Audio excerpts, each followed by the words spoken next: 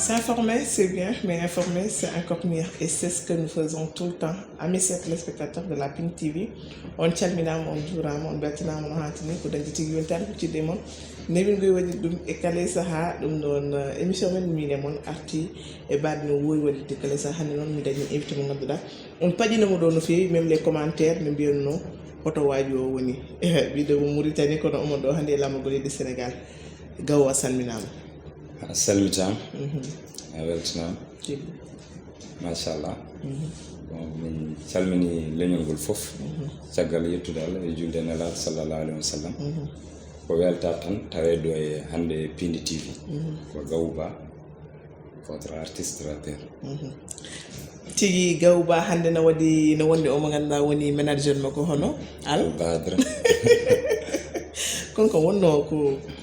murtani nowrimo ha o indemo honi ko inde cabano ɗum noon gandu o salminama no fewi konko no arde e dole machallah ko wiide moon tan kala ko jiɗɗon andude e Gawouba e ko heewi ko ganduɗa no soomi caggal faade joni wonta moon ganda ɗum enen gandi kadi mi wawa pare taw mi salminani o mo ganduɗa woni mon frère mon ami hono Kalidou o arani ɗo hannde non paama tan koye golle o woni kono kadi en calmini kadi o mo ganduɗa kadi woni joom fulɓe fof mo ganduɗa kadi mo ganduɗa darima no fewi e ko ganduɗa ko woni invité ma gama mbawa yettade ɗo o mo ganduɗa kadi mi wiidemo l'homme le plus fort l'homme jontaɗo min noon woni jontaɗo wona jontaɗo salminama no fewi ko wiide moon tan émission men comme no min goyi wadde e kala e saaha en garan mbawa haalde ko ganduɗa ko woni info musique kono wadde kadi people kono arde kadi nande invité o mbawi wadde makko question ngaji ha heewa ɗum noon jehen tan ƴeew yen générique mbawan artude min jaani ɗum noon en garti ko ganduɗa ko woni émission men enen gandi e kala saaha min goyi wadde ni tan en ƴeewon ko ɓuuri mantinade e renndo ngo kadi min mbawa ɗum yewtidde ko ganduɗa ko woni people aji men hannde noon en garte premiére people ko ganduɗa ko woni noon ustade o mo ganduɗa woni no président tchadien noon hono o mo ganduɗa woni Hissène Habré konko noon o ruttima e joomi ko e ñande mardi 24 août ɗo e lamorgo leydi Sénégal yooɓi fittano makko noon ko covid 19 woni ko ganduɗa noon o saaha eɗen mbawi sen ciftini Hissène Habré e hel hitande nde wonno jodno e jeppere leydi Tchad ko en 1982 ha 1990 konko noon mo reweteno ko ganduɗa ko woni caɗele walla en mbawi wiide noon ko ganduɗa ko heewino to leydi Tchad ko heewi ko ganduɗa gonɗa fuyinomo e caggal makko koye jugement ɗiɗon o wonno tigui ɗum noon wiide tan yo Allah yurmomo yaafomo sen jokki noon ko ganduɗa ko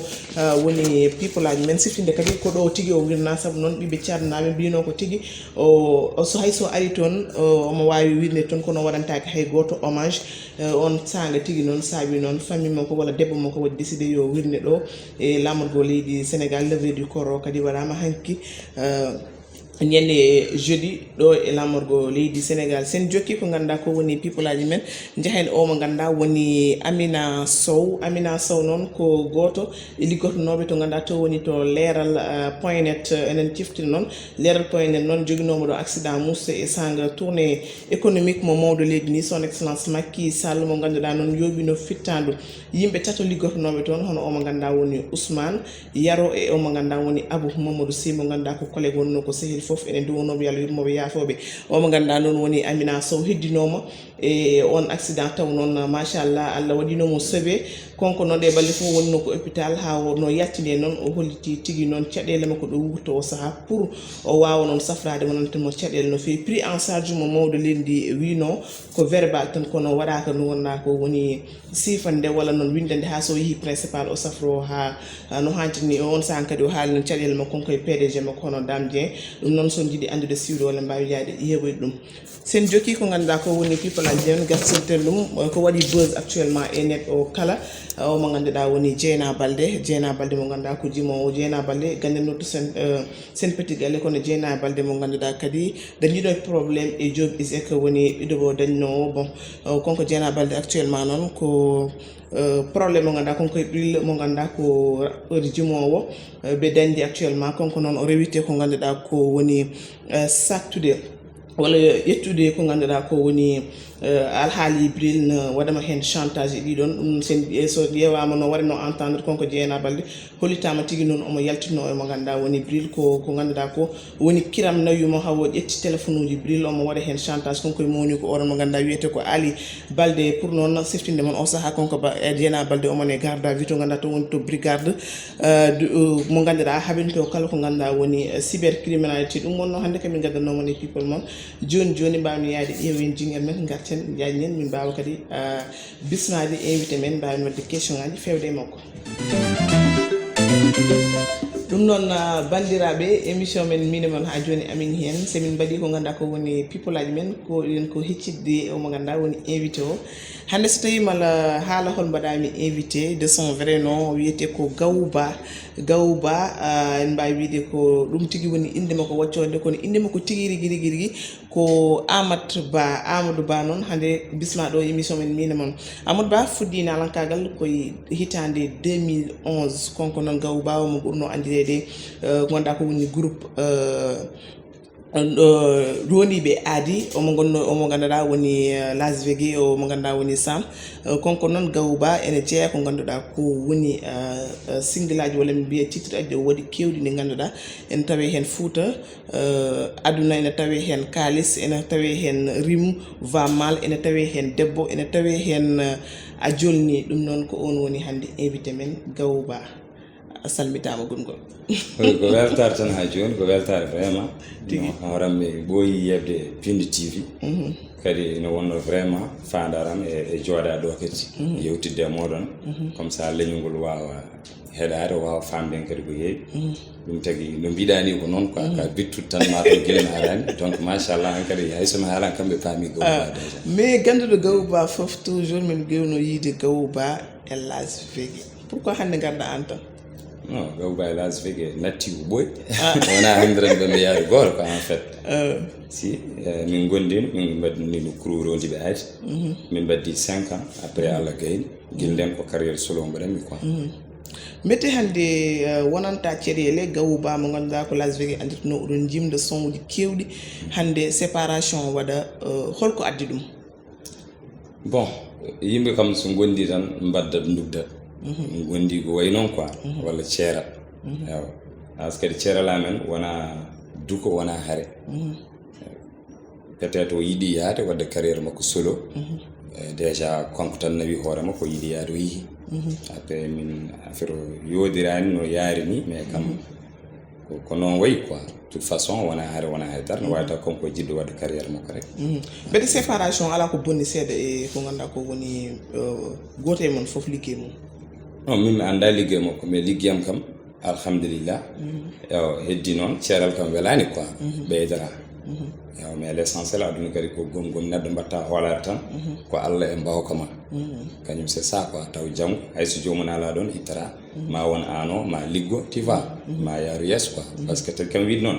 minen min gondi mbiɗa wawi wiide ko seeɗa min mbaɗi mais caggal mum min j'ai fait beaucoup de choses alhamdulillah ɗum tagi mi yahani hen ustare tigui côté musique ɗum noon mbiɗa côté musique kon toujours yimɓe mbi ko hakkude ma e gaw oɗo mo ganduɗa woni Las Vegas pour weldide mon ni ko caɗele mawɗe bette min mi ronki famde par ce que hande so tawi Las joɗima ne waɗi expliqué wiyete ko konko jogui gonga an joɗɗa mbaɗa expliqué wiyete ko an woni gonga mi ronki famde da e wondunoɓe ganduɗa on mbaddi single aji ɗi ganduɗa saɗa siftoro cikkumi ala siftoro jimrimo jimɗon mbiɗa ɓurindo musde si ko mbinoɗa ɓurindo musde so ɓuri ɗo ko mosde muñal wawi fo ko ɓuri musde lawi fo nanɗon no hakkude moon jimɗon ɗon kalɗon e añɓe ɓe a haalduno ɓe ganduɗa nana tampini moon toujours mbawon wadde séparé kadi bon est ce que on miijunomo single aji ɗe mbaɗan ɗon ɗi avant si ɗum ko kanko ɗum wiyetake minen wiyata ko est ce que o miijunomo ɗum par ce que déjà mi ɓooyi expliquede mais mi ari ha ɗo a namdima kam alay sok kadi mi rippa hen ha joni par ce que ko minen gonduno ewa déjà kanko ko kanko yi natti weldemo o yihi ko kanko wiyete mbete ko miijaki ɗum mais wona mino a wi kadi kala amen kalɗo wiyata ko wonde ko kañum jogui gonga min mbaɗa wawi wiide kala dokkuɗomo gonga tawata kañum wona gongiyanki par ce que sa heeɗima haala makko a heeɗima haalam aɗa andi holgonde e gonga par ce que haala ñawi tan yo nandi cellu joni irtude bone bon ko artide no wiyete ni sax ko jolfete ko nettali huulo ko artide ɗuma mi acci ɗon comme jiɗɗo waddudema an e Laz Vegué belti ɗon est ce que ɗum no wawi wonde ɗum ko Allah andi déjà malan ɗo noddamo fatmi noddo Laz allo e fatmi pasma waajo omon ɗo jooɗi waɗme libre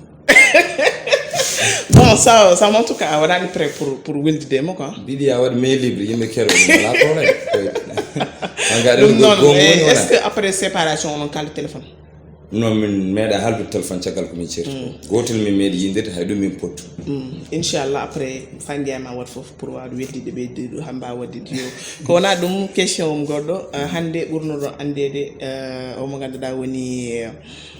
Gawu Ba koto leydi Mauritanie ko ɗon jooɗiɗa ko ɗon gonɗa mbaɗɗa carriére ma mbaɗɗa kadi tourné e fuutaji ɗi fof holko addi ɗo hannde ɗo e lamargo leydi Sénégal Gawu bon alhamdulillah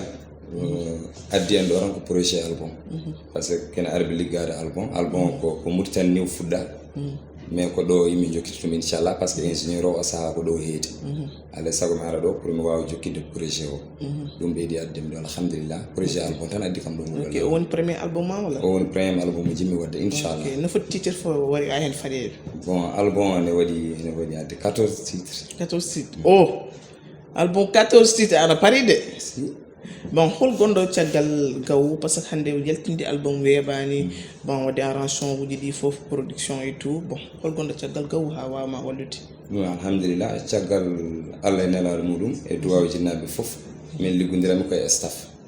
mbiɗa jogui staff timmuɗo mbiɗa liggodiri munen mi woni albaɗa men ko ménagére am ayi kala to goni minen gondi kala to jami minen jadata kala ko mbalmi minen mbaddata mbiɗa jogui yimɓe woɓɓe kadi taw garani mais min kumpodirani emin jokkodiri e téléphone aji et tout réseaux sociaux comme ɓayti nana Allemagne mi ittira min liggodo idéji mum ne gara jamma e ñalawma alhamdulillah koye staff liggottomi ɗum pourquoi mbaɗa choisir leydi Sénégal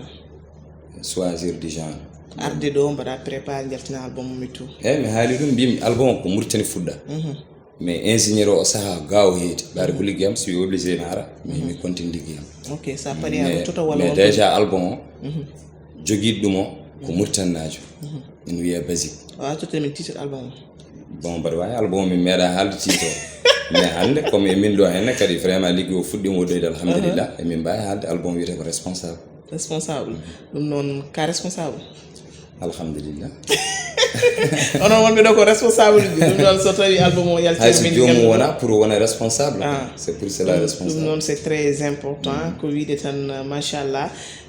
hannde Gawu en jiya toujours e son uji ma aɗa findina kono noon son uji ma hannde ɓuri kam hen welde ko ganda a jolni a jolni ko alano hen mbiɗa aɗaneya a yiyatama nam déjà a dañatama nam a heɓatama holko kalduɗa e makko ole e nder son holko kaldumi ɗum walla holno kalduɗa e makko debbo holno menda ko debbo menda ko hol yo kañum bon ko couple jimmami ɗon en général mais son mi explique mbimi déjà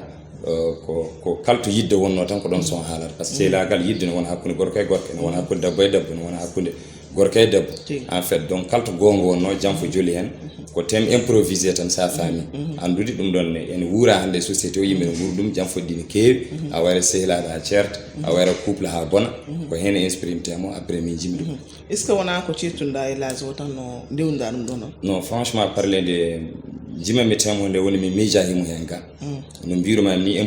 improvise mi ɗum rek koye guurka société o mais déjà mi haali kalto jam fo woni tan hankkadi jomum ene mbawi yiiten koye mumen quoi aɗa wawi attude yimɓe seeɗa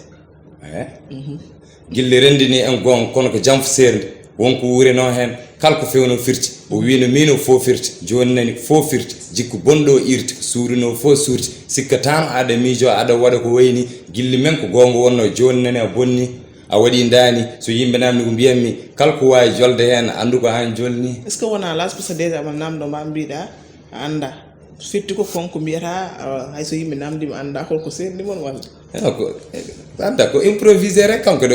wawi yiiden hoore makko yimɓe woɓɓe ne mbawi yiidomo hen mais min jimmi wiide temo exprime ɗum ko en général kalmi ɗum ko en général quoi kadi min hay jimɗam sa teski mi hawani yimne mbaɗa joofa neɗɗo goto hay somi haaldema goɗɗo ma yi hen wuuru mum c'est ça quoi dile son jam état hay nan don ko on woni gaw kono gaw en jinne moto ganda to woni to Côte d'Ivoire holko nawno gaw Côte d'Ivoire bon ko tourner jogino ton en jogino tourner Côte d'Ivoire fam suji notuno kam ton ngar ben ton tourner un mois joumi Abidjan capitale Côte d'Ivoire et Bouaké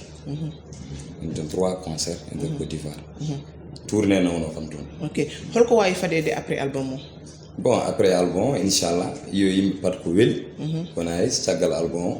ma yimbe ji hen kadi beydar no fewi quoi kalto gawu tollino ma burdon inchallah rabbi parce que album ko ligga ina weli inchallah so yalti kadi ma yimbe fo belto donc ba wi tan ko yimbe pat beydar tagal album inchallah ene mbay faddema maison des jeunes Mauritanie wala la case wala holto si joni kay den jeewa rek parce que actuellement yi aduna no wayni jibi situation coronavirus et tout couvre-feu confinement mais gaw est ce que la way hebinde la case wala maison des hommes tombar way hebinde bien sûr pourquoi pas fan sudi poti non cukuda fan sudi buri don kon haye sa ko lawol ko wana dum tan question men ganda en gandi en goddo yino fewi ko widema gaw hande enen est ce que en bayi fadde der album o badda duo e wadbe wala bada invité e RTC wadbe der album o si album ne waddi woji ne wadi quelques duo inchallah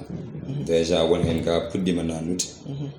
hol mois mo yaltar no album min précisani mois mo yaltar gonden tan koy ligga dum pour l'instant e wadi damini non ma yalte 2021 mais situation no way joni awa précise da bara gayna ligga kadi wonto ma rapporter wala ko nandi en tu vois ko dum tagi inchallah so projet o pari rek am hebi produit am jungam mamin kalda do inchallah rabbi tigi belir wadde mamin kal tigi dum non hayso tawi yalti cikku mariftudo joni mariftudo inchallah actuellement non no ma ganda woni vis-à-vis vainqueur follow up 2019 dewdon do émission min benni do actuellement mo wada bombarto ganda to woni to Fouta taw non ko tourner ji mako pattum nami di ko nda ko woni Charika Fouta heavy dose Charika no haniri ni dum non machallah Abda MC kadi l'artiste international konko ne wadde o duo mo ganduda kadi woni S2S mon frère mon ami dum non bonne continuation mabe ngar émission mi ne mon so wedi jomirado ko namdate don hon relation gondo hakkude ma o mo ganda woni Baydi Malik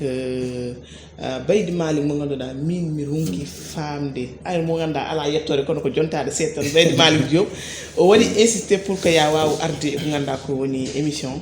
min et mon holko woni relation holko woni hakkunde ma bon Baydi ko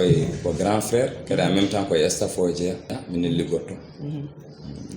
relation ko dum woni ko dal o yidi wadde bouscle affaire ha wona ngam très bien ko page am ko kanko jogi dum channel am woni ko jungo makko channel mi YouTube ko jungo makko woni kalko min bayi ligare ko kanko publiat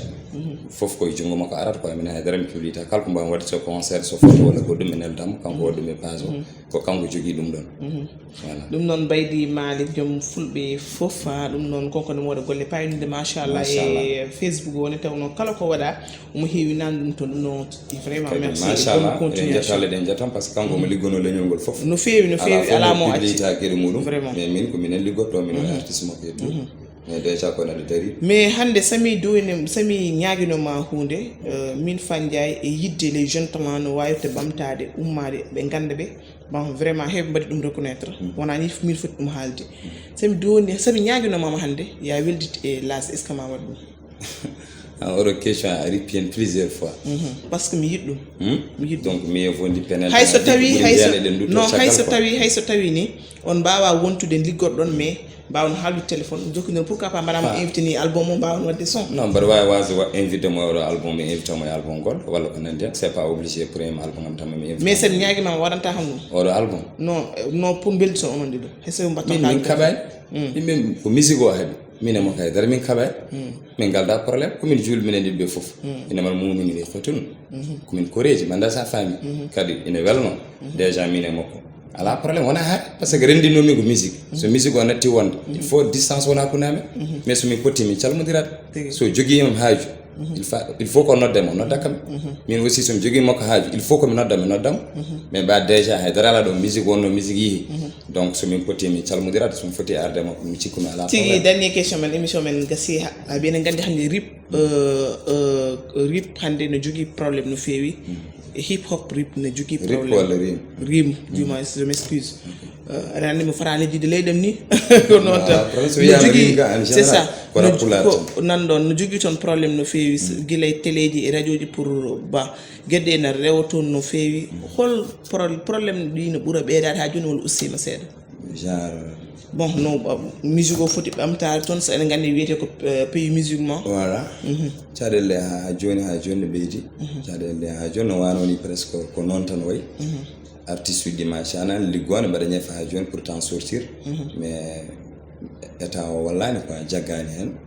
jaɓani reconnaisse musique o ha artiste uji mbawa hebde hakke munen te musique kadi ko doole nawa ɗum ko financement e o financement kadi wona seulement dañde concert aji walla goɗɗum welno taw laamu ne jaggi hen exemple coronavirus waɗi balle jalta artiste uji daña